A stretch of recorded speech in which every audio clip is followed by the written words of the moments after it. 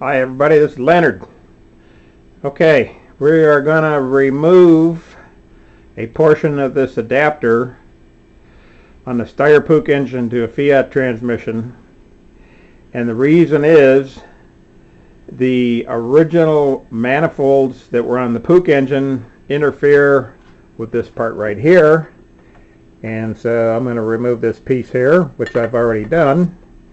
And then you actually have to cut this thing on an angle so that when you put the Steyr PUCH manifold on, or a high performance manifold, or whatever you want to use, it's going to fit. Now, Steyr PUCH made a correct manifold for this, but they're impossible to find and they're terribly expensive. So what I'm going to do on here is set this manifold on so you have an idea. I got it backwards. There's part of it, and the other part with one hand. Okay, so when you get that's what the Steyr PUCH manifold looks like, with that adapter cut out of the way. And you have to cut it to about 6/1000 to 8/1000 clearance, and without gaskets on the manifold. You tighten the manifold down until it clears, and barely, if you'll look underneath here, you can see some daylight, but actually it's only about 8/1000 is the way I like to put them. So that means you can run the Steyr PUCH adapter to the Fiat transmission with a normal Steyr PUCH intake and carburetor assembly, or a high performance one. And you're going to need that clearance. You see how close that thing is. Man, it's just like, and structurally it doesn't hurt the adapter. The way that it's hooked up doesn't weaken it. You're just going to be missing one bolt, which is this one right here. You have to do it.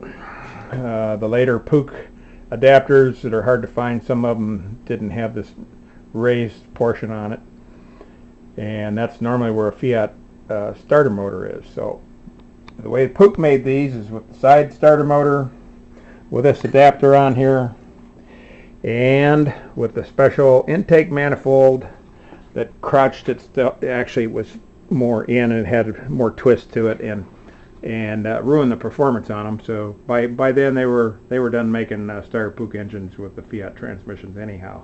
I think they only made them for like 1 or 2 years.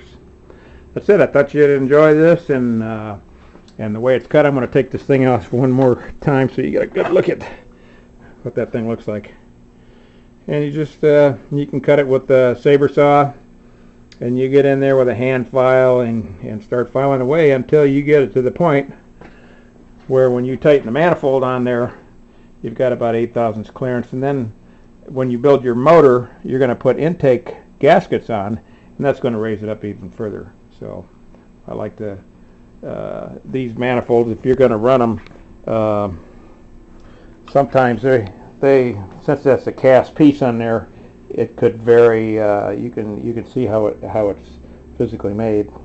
That's aluminum casting over the steel. And physically, I don't think they're all the same. They're going to fluctuate a little bit in size. It's just kind of a sand cast the way they're made. And I'm going to set this down. Okay, this is my mock-up engine, and this baby's ready to go. Got the new throw-out bearing, and the way it's set up, it's perfect. So I had to do a little minor adjustments on the throw-out bearing itself to get it to sit back nice. So the time you get a spring on there to pull this thing back a little bit, that's what it's going to look like. And it's about the perfect angle. I'm real happy with the way it turned out. That's it for now. Ciao.